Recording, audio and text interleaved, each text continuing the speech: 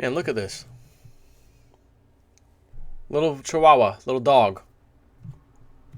Scratch me with her paw. She doesn't like come up to you. She's like punches you in the face. Oh, hey, I'm here. Bam. There you go.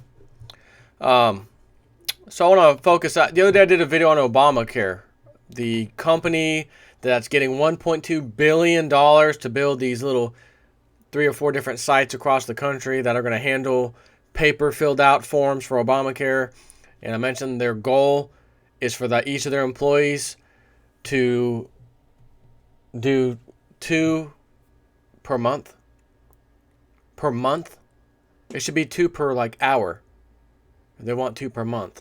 And every time they hire somebody, they get a little bonus from the government. So they're hiring people. Good, man. Get them jobs out there. Except they're not doing anything but sitting there doing nothing. Taxpayer money being wasted. Jobs, sure, there's people that work allegedly, but they just sit there and do absolutely nothing. It's not quite my definition of a job.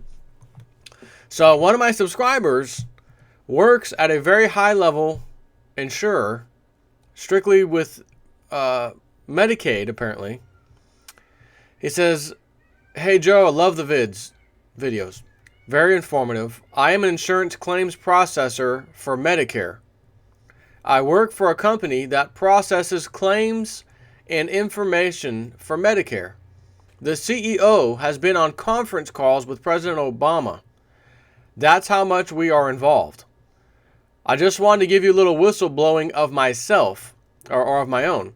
As of date of service, 5/1/2014, so May 1st, many members, so as he said, as the date of service of the beginning of May starting, many members are going to start to have claims either denied as non-covered or pay at OON rates, meaning that they will have to pay out of pocket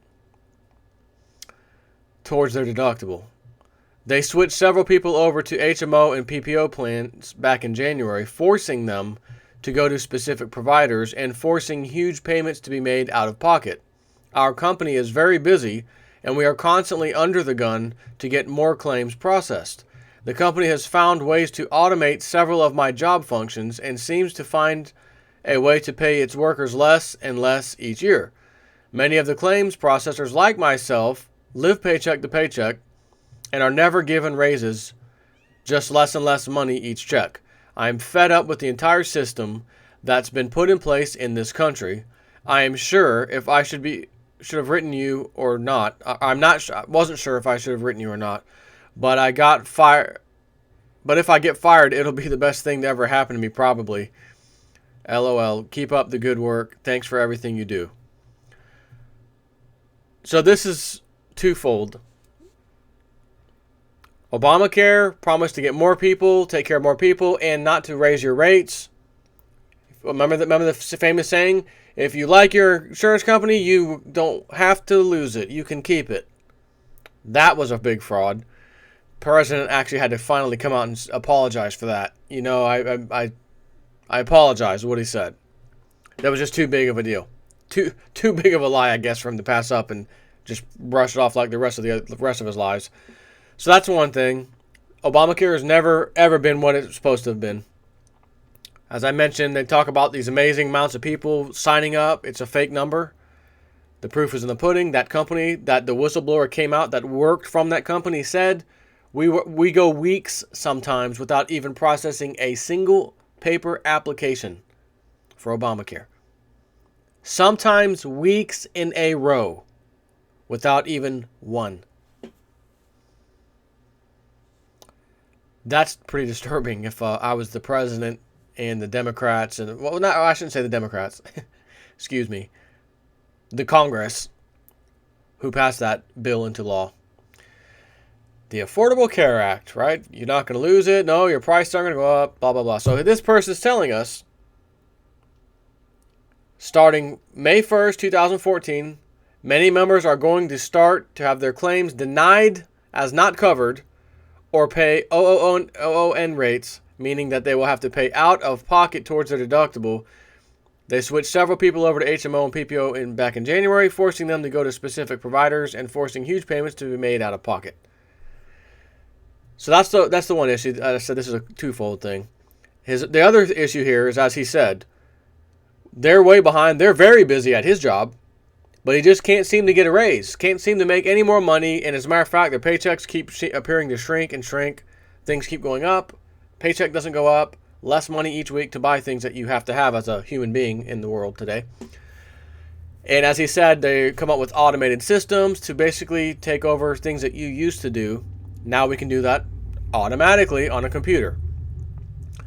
So we got a major problem in this country because we have what they call the baby boomers who have been retiring en masse since 2008.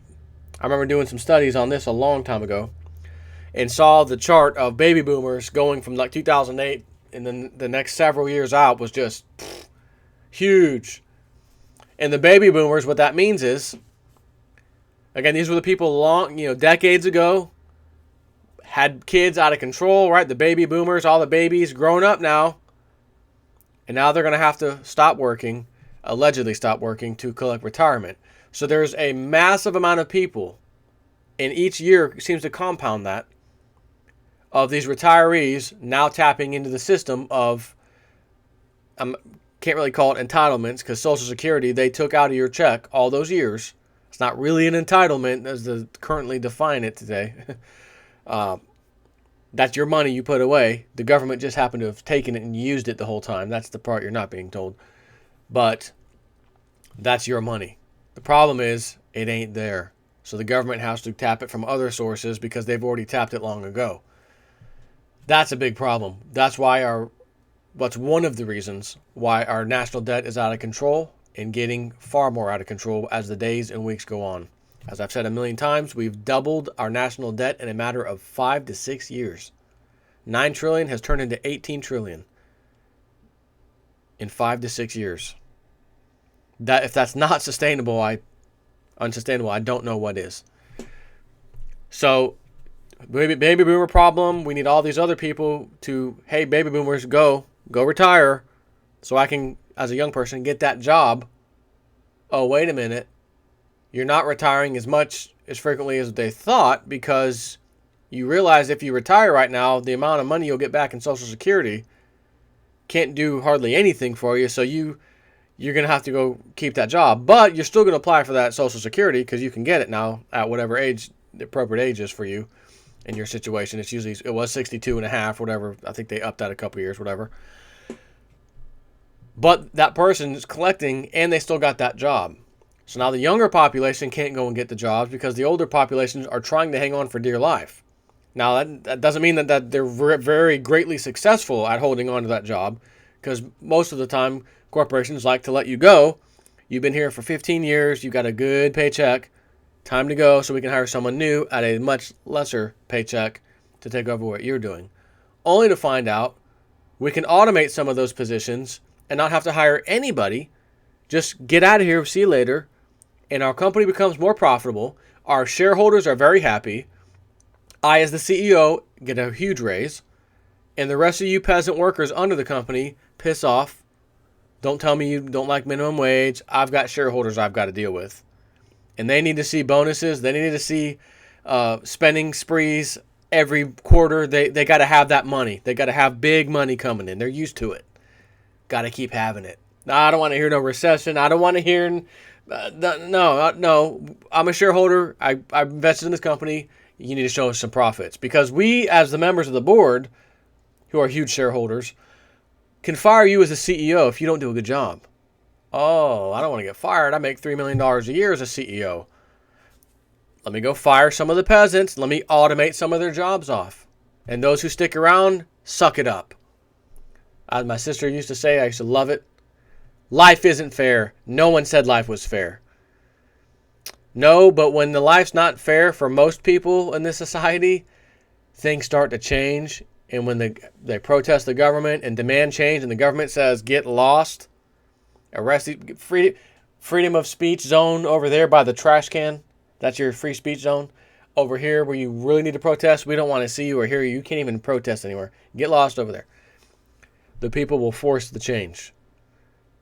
So anyone who says life isn't fair, it could be fair. And it should be fair. Because at this day and age, with the technology, with the society that we've created over all these decades and gotten, thousands of years, we have things that are very simple. Air conditioning. I can sit here and I don't have to sweat. I've got this technology talking to this microphone.